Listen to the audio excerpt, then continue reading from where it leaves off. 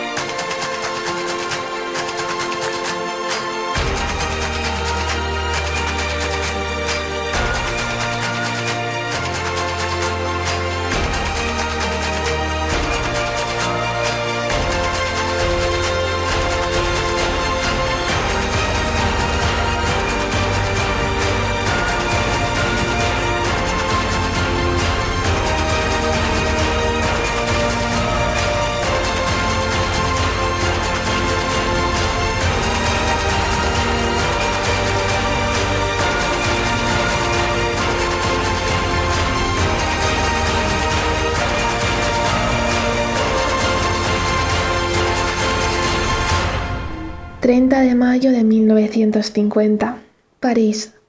Queridos lectores de Le Libré, ya me conocéis, mi nombre es Hasret Sahin, y estas serán las últimas páginas de mi historia.